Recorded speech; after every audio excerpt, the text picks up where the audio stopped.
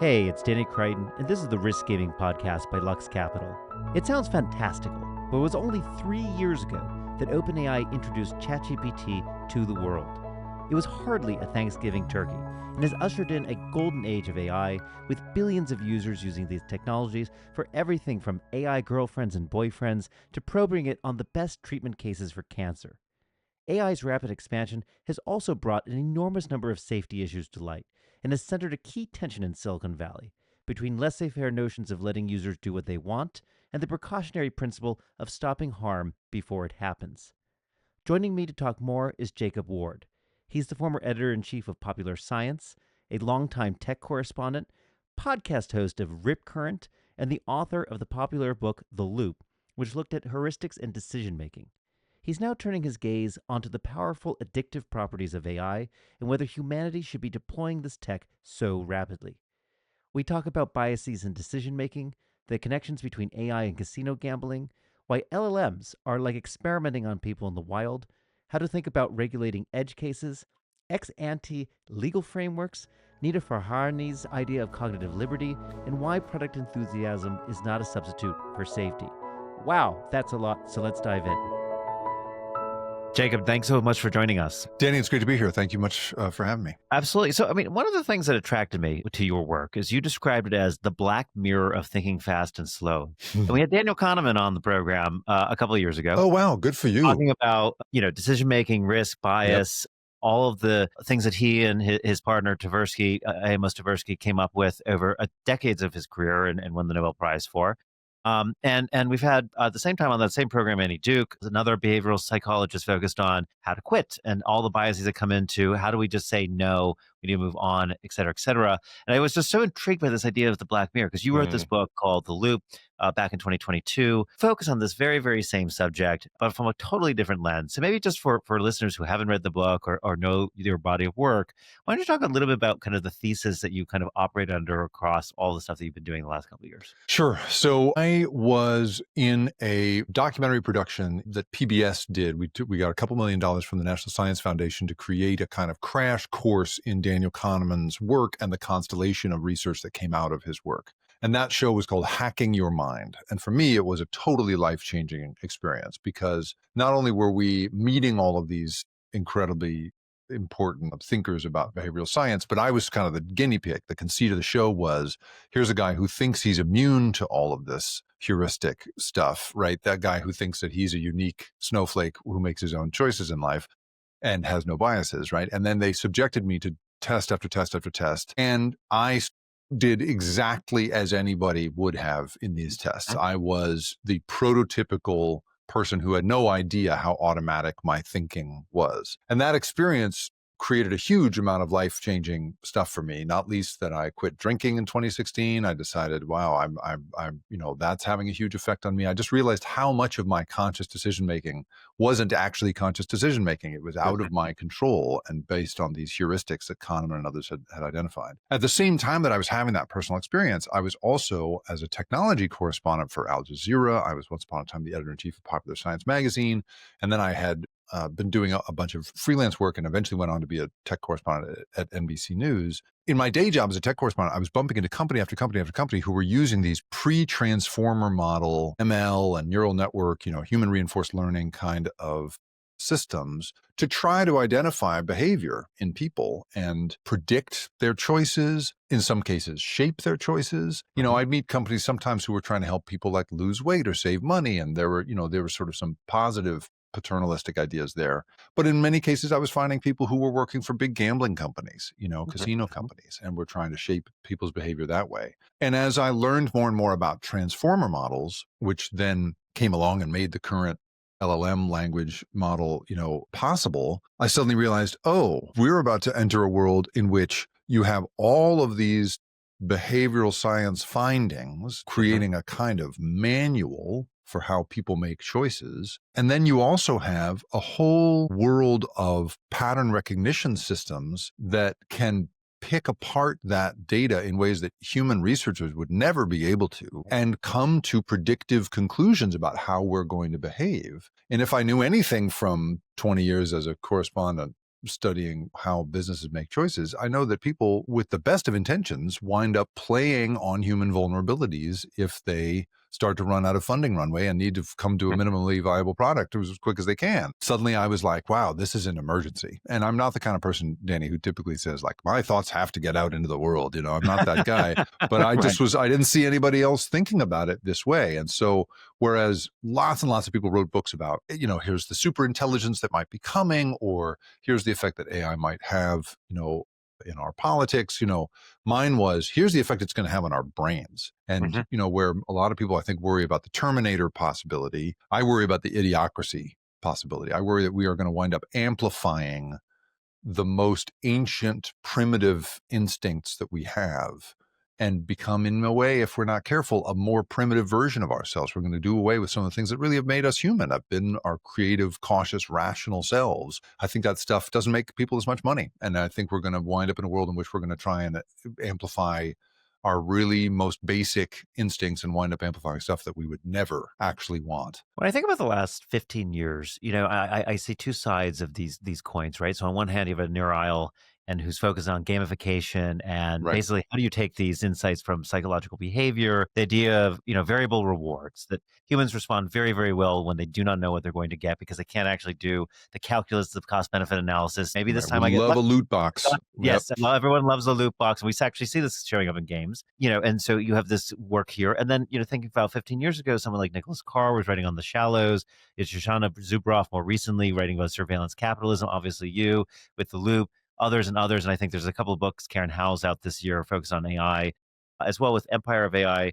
So there's two sides, these two narratives. One is like, here's how to make money. And here's a guide to how to do it effectively, how to do it efficiently. And at the same time, we sort of see an increasing number of books on, the shattering of the attentional commons and the inability of folks to focus. This sort of the hacking your mind, is you described it with the PBS documentary of here's how do we kind of get through to you, taking advantage of the sort of autonomous heuristic systems that you have based in your decision making. And then more broadly on the capitalism side of, here's how these superstructures are sort of working in the economy. When you think about 2025, some of this work was done a couple of years ago, but it definitely has been supercharged. ChatGPT came out roughly 3 years as we published this. It came out on November 30th, 2022. It has gone from nothing to 800 million users, likely to cross a billion possibly by the end of the year, or at least early in 2026. The fastest we've seen a product go from 0 to a billion users in basically the history of the world. How do you start to think about the impact that's having? How is that sort of incorporating into that loop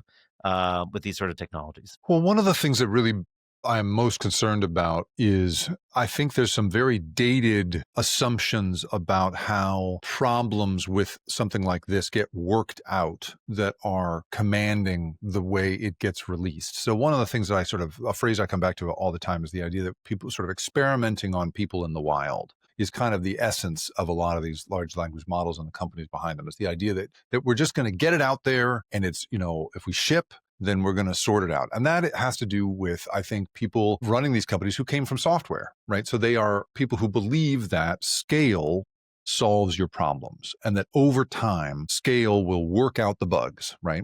Whereas hardware people will tell you that scale compounds your problems. It makes the system, the situation worse. You ship, 100,000 50s with a minor problem in them. That doesn't get worked out. Comes back to you eventually, right? So, I've talked to I once interviewed the CEO of Midjourney and was asking him about, some of the problems that he'd been seeing on his platform, how much sort of porn was being developed, how much violent porn was out there, like all kinds of stuff. And he basically said, well, I take this attitude that, people are generally good and we have to sort of act on that assumption and that, and we'll sort of work it out over time. And then he said, he was literally just sort of thinking out loud. This was very early, right after Midjourney had launched. And he was like, if I'm somebody who makes muffins and somebody gets food poisoning, and I've made 10,000 muffins, somebody gets food poisoning, am I supposed to stop making muffins? And there was this awkward silence between us. And I was like, yeah, dude. Yeah, you're supposed to stop making muffins. That's what the FDA would say. Not only that, you got to shut it down. You got to find out what's wrong. Like an inspector's going to come to the facility. Right. Yeah, that's the whole point.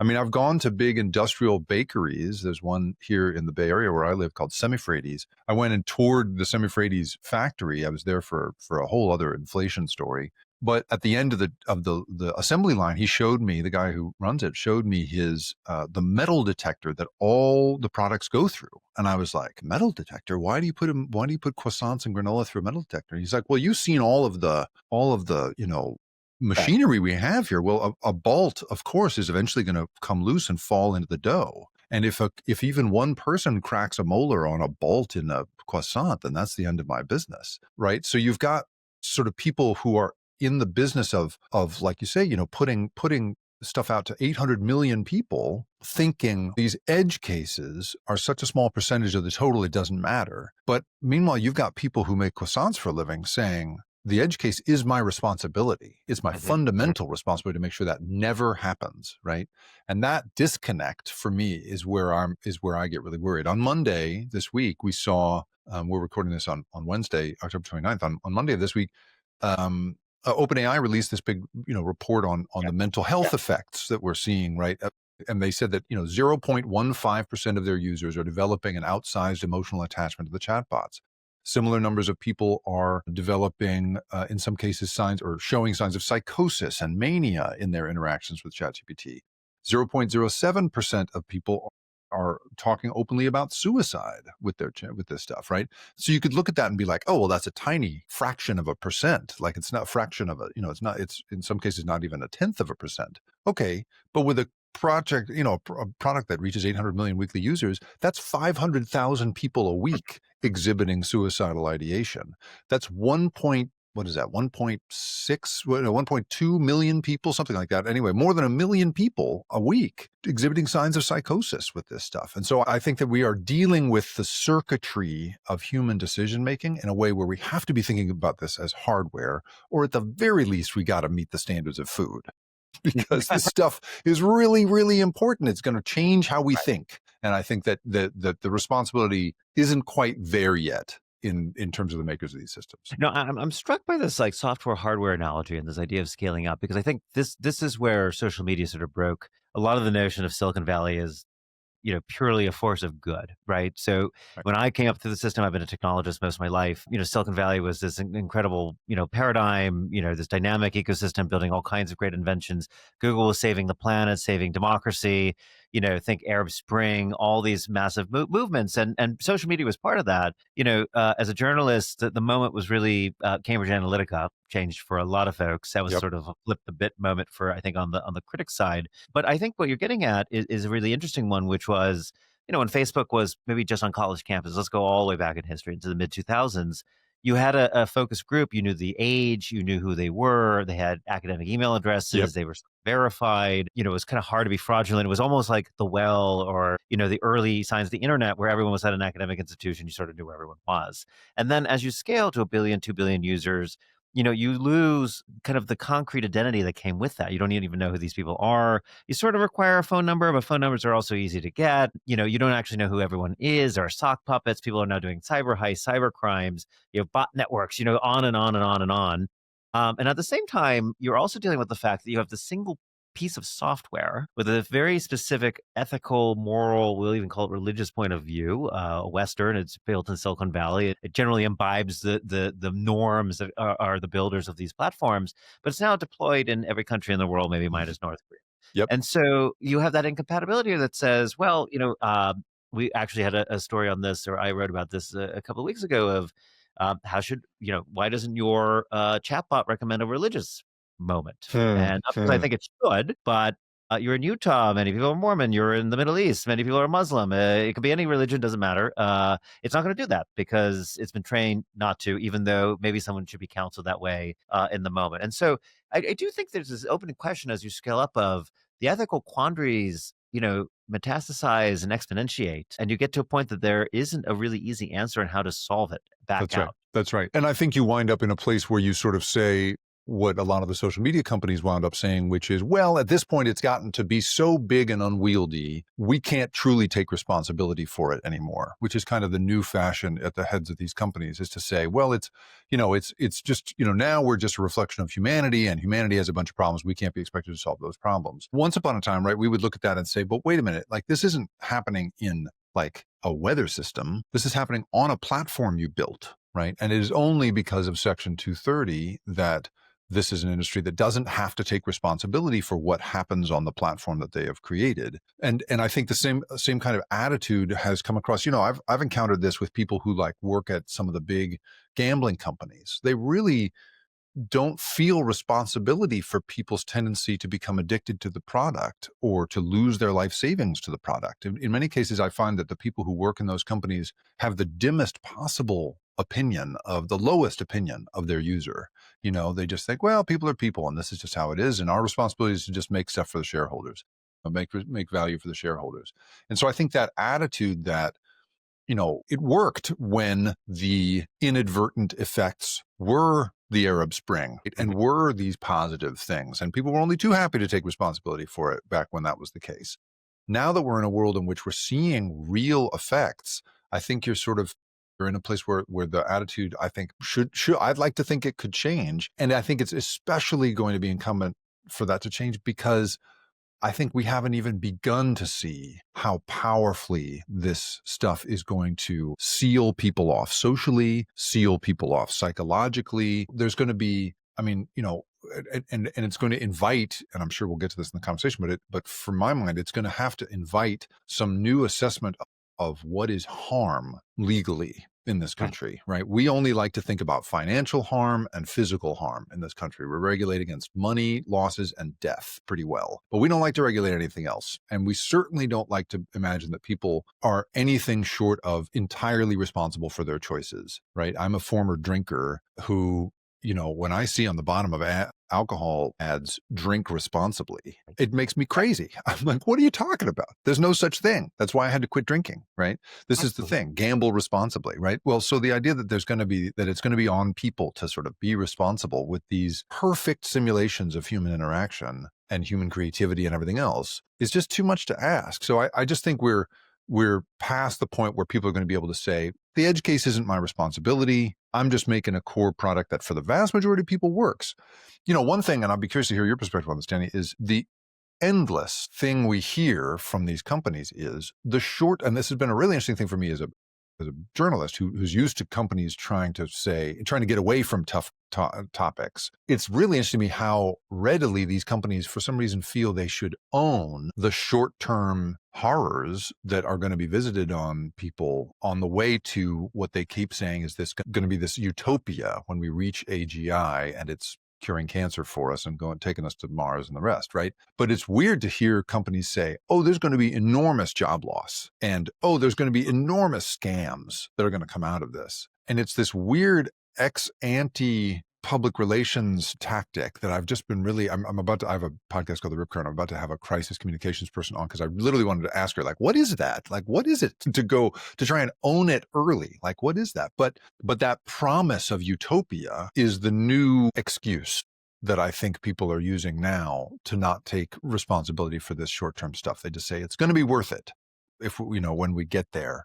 And I'm curious what your perspective is on that. No, I think it's interesting because if you look at computing and AI to me definitely descends from the original computer scientists in the 60s, 70s, this idea of, 1960s new communalists who are in the Bay Area.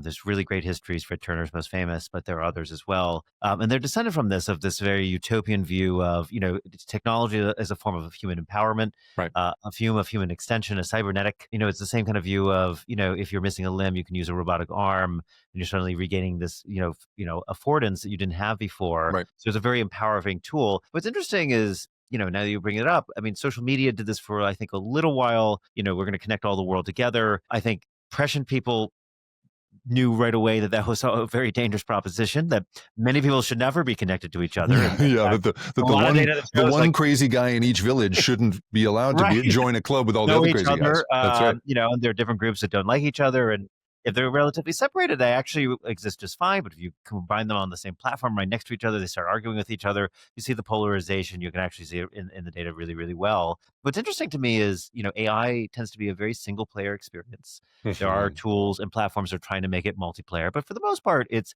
single player, and maybe you distribute the outputs, in a mid-journey or some of the graphics, whatever the case may be, outside, and that comes on other platforms. But you are on these single player experiences. Many people are responsible. Gambling is interesting because I'm guessing there are almost no ethicists you've run into in the gambling industry. I assume they're mostly not employed. Well, there are lawyers. They get brought in occasionally to inoculate the company, right? Right. But I've met lots of behavioral scientists who are brought into the Correct. gambling Correct. companies who Correct. studied addiction and suddenly are brought in to consult on making stuff more addictive. That is a common theme I see in gambling and in the tech world. Correct. Yeah. I think that's interesting is AI is the first time I've seen all the alignment teams and the super alignment teams, and many, many people are focused on this. It goes beyond PR, at least in my view, on the AI side. There are too many people. They're very deeply passionate. Now, I don't know if they're always empowered to do what they need to do. And, unfortunately or fortunately, there's an immense amount of competition in the AI modeling space. There's, Sure. Anthropic, OpenAI, Perplexity. You have open source models from China as well as the United States. It feels like we just got to keep running, and you got to maintain your edge. We got a $500 billion company going up to a $1 trillion company. Everything's at stake. You can't take a step back and say, look, how many jobs are going to be affected? Look, and I bring this up in a lot of the policy work that I do. People can transition. They can retrain. They can do a lot of stuff. We did that to some degree in manufacturing, was not fully complete, and that has led to populism and a lot of challenges today. But that was a 30-year transition, and many people were able to escape that. A lot of folks were not.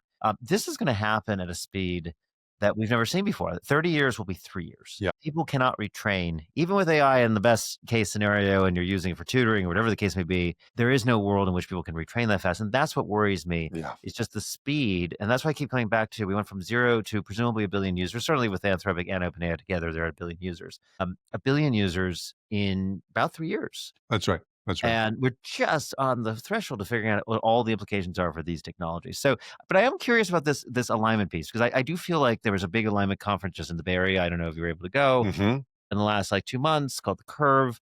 I'm curious, it doesn't feel like window dressing, but also doesn't seem like anyone's really willing to shut it down at this time and sort of take the pause. I mean, this is the thing, right? Is you don't. So I have a new book project I'm working on, and the tentative title of it is "Great Ideas We Should Not Pursue," and it is a tongue-in-cheek look at when in human history have we had a great idea and said, let's not do that. This is something my grandfather used to say a lot. He worked, an educator who worked all around the world for the Ford Foundation, places like India and the Middle East. And he'd have these young Wharton grads or CIA people say to him, here's what we should do with India, and he'd say, well, that's a great idea. Let's not do that. And the whole notion is, the whole ethos has been, MVP, get to MVP, rather than saying, okay, should we do this? So I've been looking for examples of places where we've held back, or in some way, the commercialization of a thing got slowed down just because we thought maybe this isn't a good idea. And it's really hard to find examples of that, Danny. It is really unusual for people to step back from that kind of thing. The Jennifer Doudna and the CRISPR revolution, they signed a 1-year moratorium on experimentation on human germlines. That was one, right? But that was also one that was not beholden to financial interest, right? That was an innovation that came from inside public universities. It didn't come from inside for-profit companies that required, that had a fiduciary responsibility to shareholders. So it's a really hard thing to step back from this. And meanwhile, I mean, I think about the disconnect between how powerfully this stuff is going to work on our civic lives and how little civics the people making it seem to have studied. So I was at a meeting once. This was pre-transformer models, or right when they were coming out, basically. And I can't name names, but early founders of some of the big companies were at this meeting, and one of them was presenting the idea of a human reinforcement learning program that they were running at the time, where they were having a lot of sort of fill in the blank sentences completed by human workers and then by these automated systems. And he said, there'll be sentences like this, I would never blank with a coworker because that would be unethical, that kind of thing. And then they do enough of those. And he said to this room full of social scientists that were gathered to hear him talk, he said, and by virtue of this, we will arrive at a set of universal human values. And now I'll take your questions. And every hand in the room goes up, right? Every hand politely goes up. Some of them are trembling, right? They're so outraged. And the first person was this political scientist. And she says, okay, I actually have 3 questions. What's universal? What is human? And what are values? And the whole meeting implodes. And that was it, right? Because it was this freshman's idea of how political science works and morality and philosophy work with the keys to the car, and that's the disconnect that we're at right now. And so I don't think it's going to be. I think everyone who makes this stuff has good intentions. I think that even a company like OpenAI, which is currently like actively working to destabilize our idea of reality through something like Sora 2, this new video generation system, right? Openly creating a slop world of untrustable video evidence where even, and the reports are that people, even inside that company, a lot of people inside that company are like, oh God, let's not do this, right? But the feeling is we have to come up with a short-term profitable line of business to get to our utopian future. And to my mind, there are really good long-term intentions here that are easily distracted by the need to pay off the vast capital expenditures that are being made here. And, as a result, I don't think it's going to be that these companies and their good intentions are going to save the day here. When you think about regulations, I mean, I look at, the ad market still hasn't been regulated, although in California you have, better regulations at the state level that have passed to put some privacy back in the hands Hmm. of consumers. We have seen a smattering and kind of from different political lenses around youth and technology. So we're seeing social media bans, in some cases at 13, at 18. As we're recording this today, Character.ai said that they will start to do identity checks for anyone under the age of 18 as of like a couple hours ago.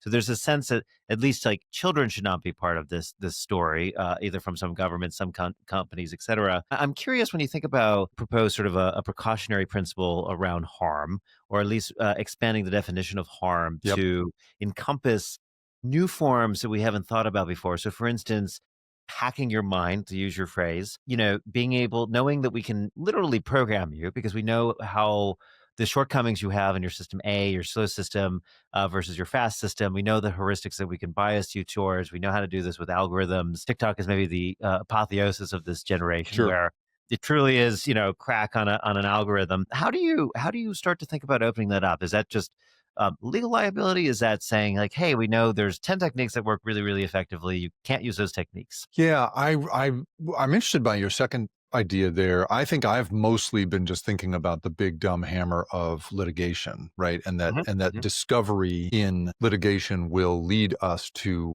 see some of the techniques being deployed and create a little bit of coalesced legislation around that. Now, this is a country, again, I just have to always remind everybody, like, there's no federal data privacy regulations in this nation. Hmm. We have no rules about that stuff. When you look at a regime like Australia's, which is a real ex ante legal framework, we're going to get out in front of these harms rather than sort them out afterwards. What I just think is sort of so powerful and important to remember about these models that are being built is that when you have people like the person I was describing at the front of that room of social scientists saying, here's how we're going to arrive at some universal human values, that was 2018, right? This is a guy who's trying to build into the system an ex ante regime of values that are going to govern this stuff, right? Anthropic has gone on to create this constitutional AI. They have a similar notion. So there's this obvious idea that, and it's going to be necessitated by how these systems work, they're going to have to pre-build some rules into this stuff. And yet everyone's used to the legal regime of ex post thinking, where we're sorting it out after the fact. Well, I think clearly if the technology is going to be pre-building all this decision-making, then we have to pre-build some decision-making around the legal liability. And so, the squishy part, the part that I don't know how we're going to get to, I think it's going to require real civic debate, is what do we agree or disagree on about what's right and what's wrong, and there are some really smart thinkers about this. I feel like I mention her name in every public appearance I make, but Nita Farahani is a Duke law professor who wrote a book called The Battle for Your Brain. And she has this whole idea about cognitive liberty and how we need to enshrine it as a civil right. And it sounds, very, very gray, but she's a very sharp legal thinker who's created a real framework for assessing this stuff. She teaches a really smart course at Duke Law about sort of AI harms. And she has a whole framework for figuring out the difference between harm and manipulation and where they overlap. And, she really can encode that stuff in a way that I think you could say, here are things that are not okay. And I think we're going to have to get into that world in the same way that once upon a time, if you asked your average cigarette smoker in 1957, do you like cigarettes? Do you want to keep going with the cigarettes, right? they'd say, yeah, it's the pause that refreshes. I love this cigarette. This is a fantastic experience, right? The enthusiasm we will have as people for the experience of the product is not going to be, I think, the right measure of whether that product is okay to be selling to people. That we've seen in the past. And that's because we then looked inside both the physical effect of cigarettes on people and the strategies that these companies were openly, or at least inside their own walls, openly pursuing. Something similar is going to have to happen here, where we're going to look at people and be like, oh, it's working on your circuitry. This is the loop for which my book is named. The loop that this has set you on is something beyond your control. It feels good to you, but that doesn't matter because it's causing you to make all these terrible decisions. And here's the ways in which these companies have clearly made these choices internally to pursue this kind of behavior. I think once we get to that point, then you're going to start to see big financial losses. And that's where I think the rubber's going to meet the road in terms of people changing how they conduct business with this stuff. I find this idea of cognitive liberty very interesting. I mean, I hadn't thought of it, hadn't heard of the research before. I will have to noodle on it more. I mean, bring her on. She's a great guest. I would highly recommend bringing her into this conversation. Chris will take a note.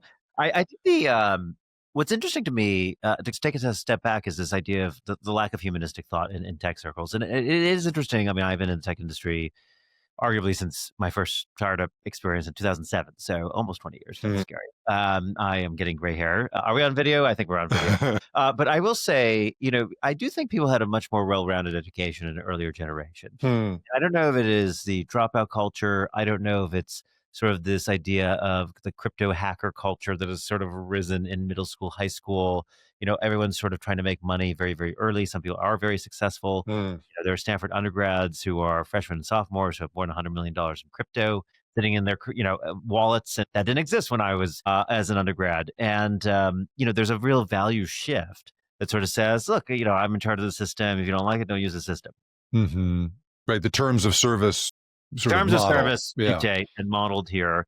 And so it feels like there's a cultural shift here as well, where even, a couple of years ago, Tristan Harris was on, and sort of maybe contemporaneous or a little bit earlier to your book launch around, humanistic forms of technology, human-centric design, this idea of, actually your phone should actively try to get you to stop using it.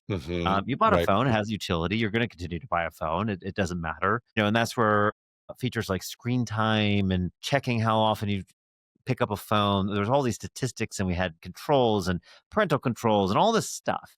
And in the end, it all got worse. And I would actually argue, and I don't know if it shows up empirically, but it does feel as if CEOs have less humanistic training than ever before. And one argument would be, particularly in AI, people had to go deep into their degrees. They had to get a master's degree. It's hard to do, hard to make.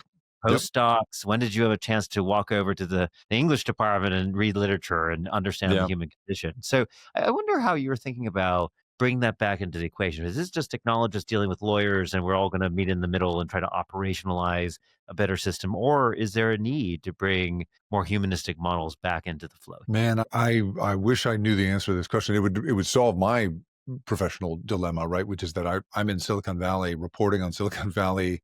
I got laid off from NBC News last year, so I'm trying to figure out what to do with myself from here on. And so I've been in these weird conversations with people where I want to sort of say, hey, bring me on as an advisor. I can help you. I've had a couple of companies come to me and say, hey, I want to do this the right way. I've read your book and other books like yours, and I'd like to, try and be on the right side of history. And I've had a couple of conversations like that, but I really feel like that kind of, that hydrophobic sand that you like put it in water and it can't get wet. I just I feel like that around here. Like I find people saying, well, if you're not going to teach me how to adopt it fast, then what do I care about your perspective? And I really worry about that, because selfishly, it's because I'm having trouble sort of figuring out what to do with the 20 years I've spent studying this tech and its unintended consequences, right? So I like to assume, and maybe this will just be more and more the case as people of the generation that you're describing have kids, because I think that's where long-term generational effects begin to become apparent to people, is once they become parents. And so I like to think that they'll sort of look at the world that their creation makes possible in a new way when they start to see kids, right? When they start to see this stuff. I mean, all great breakthrough thinking about how humans evolved, for instance, has to do with long-term generational thinking. We have to get into long-term generational thinking. This is how we're going to solve housing. This is how we're going to solve all sorts of big problems in our societies. We got to think beyond this financial quarter. Unfortunately, that's not the way that we are incentivized right now. It's not even how our circuitry is supposed to work. I got to spend some time with a very amazing tribe in deep Tanzania, way out in the middle of nowhere, Tanzania, called the Hadza. And they're one of the last remaining tribes on earth that lives the way we all did like 60,000 years ago. They have no last names, they have no property, there's no marriage, and they are nomadic. They don't raise crops or anything. And they have some shelter they return to every so often, but for the most part, they're just nomadic. And one of the most amazing things about them that I learned is they have no word for any number beyond 5. Because why would you need that, right? In the way that our brains are built, you don't need to be thinking more than 5 moons in the future. You don't need to count the number of people in a group. Once it's more than 5, you know whether it's your family or not, and then Right. you can just say it's lots of people, right? There's 3 pieces of meat, or there's enough for everybody, right? And so we're just not, and this is the whole thesis of my book, is like, we're not built to think beyond the circle of our campfire. We are built to only think about short-term instinctive decision. And so the idea that we're suddenly, you've got people at a time when the fashion is not to be thinking particularly humanistically, building systems that reach 800 million people a week, right? We're just not made for that kind of decision making. And that's where some of our higher functioning needs to come into play. And that higher functioning doesn't taste good like Right. cheesecake. It doesn't Right. feel good, and it doesn't make you money in the short term. And so that's the essential problem I think we're going to be facing in this generation and the next is, how do we balance what used to be a set of standards that could still allow you? I remember in San Francisco, you may be old enough too to remember, I think it was the University of San Francisco had a business program, and the ads around town all said, "Do well while doing good." Mm-hmm, mm-hmm, Right. mm-hmm. And I think that was the idea, that you could be both of those things, and as a journalist, every company I bump into has somebody whose job it is to keep everybody feeling like their work is saving the world. You know, like it's just like, Yeah. it's like a function, it's a Right. job Right. function. People and culture is what they call that a lot of the time. Right. And so I just don't know that that's proving to be true. And I think that we're going to need a different way of thinking about it. And I wish I could tell you it's going to be rewarding in the way that we could traditionally think of rewards. But I think we're going to have to think about rewards in a different way. And that's where I'm a little bit stuck right now. I'm struck by, I mean, again, I reference history of computer science. I mean, one of the interesting things is that this was an elite priesthood of computer scientists. Computers were not available to most folks. You had to be at a computer cluster, a computer center on major college campuses. They were major loci during the Vietnam War protests. Hmm. Several of them famously burned down, most notably Wisconsin-Madison, and there was not compute. They were a very democratized profession. So, Right. for the first 20, 30 years, for academic scientists, researchers, it was not a for-profit enterprise. There were for-profit, computers that the accounting firms, which are now Deloitte and others, who are trying to integrate this into large companies for enterprise, management of resources. But ERP systems, in general, it was a very tight niche, and then it's expanded over time. And I do Mm. think it's interesting, just as an observation, to say, we've kind of done the opposite. What we've learned from Silicon Valley is launch first, Mm. get in the hands of as many people as possible, get the clickstream data. You can A/B test on folks. You can see what people are using it for. And to your point, like, yes, oops, people are using it for suicide. Hmm. Yes, oops, people Hmm. used it Right. as a replacement of their doctor. They didn't get professional medical attention. And we can measure some of the gains of this. Like, many people don't have doctors. So is ChatGPT better than nothing? It depends on the individual person, but there's We're clearly by the way, we are about to find out, right? As SNAP yeah, as SNAP benefits disappear and as people's health insurance premiums go through the roof in the next couple of months, we're about to see exactly whether this stuff can stand in for a doctor's consultation. absolutely. But now I do want to talk, because in this fall we had the launch of Eliezer Yudkowsky's book. Like, if anyone builds it, they will all everyone dies, right? Yeah, There's a right. very, very, anyone builds AGI, is the Hmm. implicit point of the title, or maybe ASI. Essentially it'll run away. When there's a lot of theories on why it'll run away. There's misalignment. It won't share human values or human priorities. You have sort of what's sort of dubbed the paperclip problem, which is sort of optimized to build paperclips. So it destroys the entire planet to make as many paperclips as possible because that's what it's sort of trained to do. To what degree do you think alarmism, when it comes to triggering change in legislation, and I think about the privacy debate, social media, Yeah. you see Australia, Europe, Britain, others have been able to do this. Nothing in the United States. Is alarmism the right approach? I mean, it's clearly not the right approach from a activating people's best versions of themselves perspective, right? So I was just been talking recently with Raman Chowdhury, who ran AI safety at Twitter right before Elon Musk arrived, and she now runs her own nonprofit uh, about humane intelligence. And she made the good point. She said that the alarmism really disincentivizes people from thinking creatively about these problems, and that is sort of I think that is absolutely true. I've also heard from people in management consulting that it tends to especially disincentivize the people you would least want to disincentivize. It disincentivizes women first. It disincentivizes underserved communities first. Like people, those are the folks that give up when you scare them around this stuff. And so as someone who has been writing some pretty scary stuff for a long time,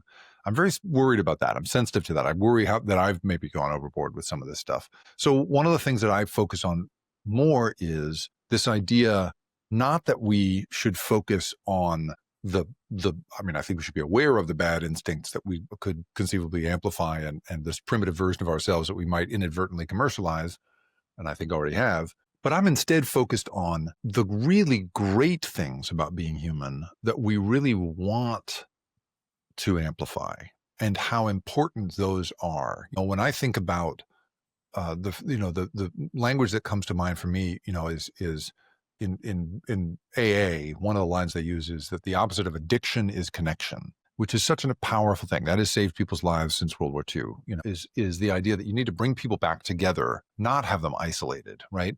So for me, there's something about that. The other thing I just want to get better at articulating, and I've been thinking about it a lot as we've been talking here, is I think that we are especially this country, we are such a young country with so little experience, really. I mean, if you compare us to most other modernized civilizations, we're just so young. We're such adolescents, really, from a civics perspective, that we just don't have a lot of experience with the difference between a world where, as you say, only a very elite number of people could be connected to, could get into computer research because only they had the access to that stuff, right? Or in journalism, only a very small subset of people could be involved in journalism because the means of distribution were so expensive, it was impossible to be involved. Now we're in a world where any call themselves a computer scientist, and I would argue anybody can call themselves a journalist and do, right?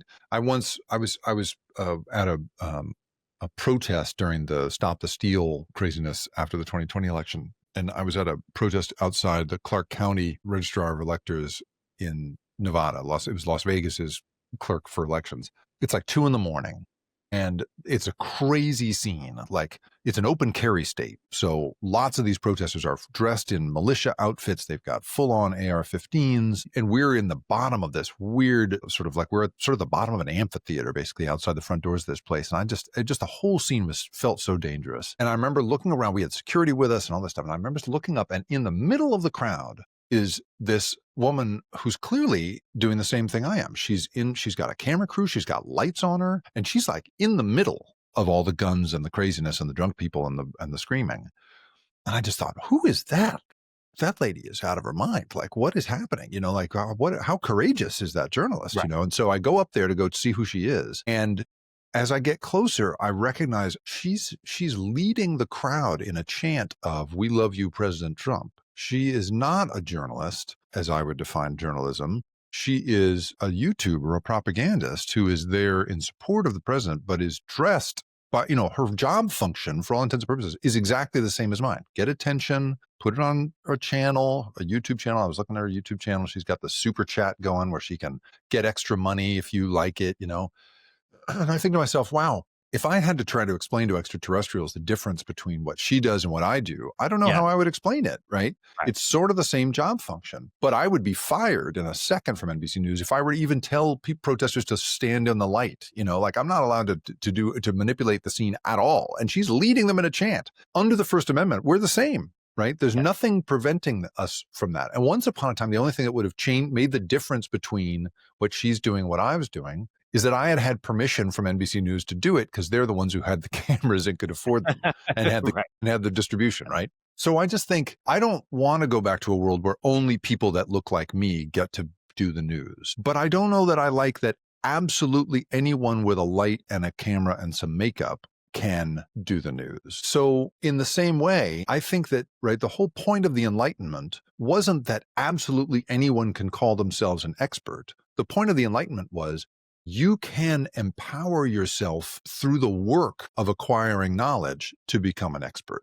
And we've somehow lost that in between. You and I were talking earlier about we want people to be connected. The opposite of addiction is connection. So we want people to be connected, but we don't want every racist psychopath to have free and easy access to all the other racist psychopaths in the world. So there's a balance here that I think maturing as a society is going to teach us, and we are not there yet, is my perspective. Well, and I would add in, as we kind of close up here, is when I think about connection, it was not just, connecting the racist psychopaths with each other. Certainly not. No, that wasn't the purpose. But when I think about the Enlightenment, it wasn't just an individual experience, although that was part of it.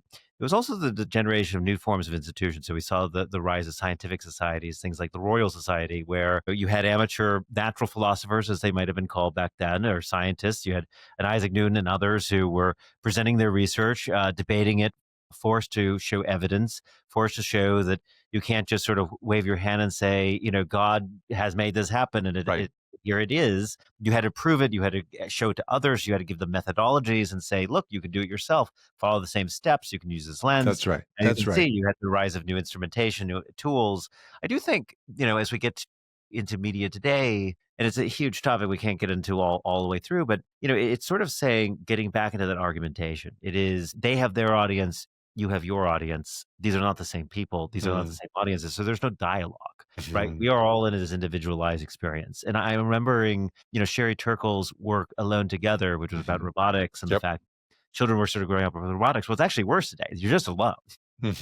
You're now with virtual avatars. You are now with, chatbots. There is no human connection in any part of that. There is no human dialogue. There is no check to say, hey, you're going down the rabbit hole. You just keep going deeper and deeper. Now you think Tylenol is causing death on an epic proportion, as some people apparently do as of we are recording this. And so I do think you always have to have that counterpoint. You can't be completely individuated that you have no comparison to others, because ultimately knowledge and development and growth and enlightenment comes from the fact that you are in dialogue with others, that people are correcting you and fixing it and making it better over time. I want to live in that world. I have to say, this is a pretty cynical podcast in general, so I never predict it's going to come. I know. And I got to say, in 2025, it doesn't seem like it's going that way. But I do think, to end up here, we talked about kids. I do think it's interesting to see that technologists didn't allow their kids to have tablets and devices. This generation of kids are coming through. They're in their teenage years. A lot of parents are not happy with what they're seeing. We're now seeing bans in many states. More and more people, Jonathan Haidt was on the podcast last year, the year before. Clearly, there's something underway, and that triggers a lot of parents. So your thesis may very well be right. I would, as you think about the book that you're writing right now, I think it's one to definitely devils out on. But Jacob Ward, thank you so much for joining us. Danny, this has been a really thoughtful conversation. I love how well read you are across this stuff. As a technologist who truly is clearly trying to understand this stuff more deeply, you are a real example to other people. So thanks for this. I appreciate it.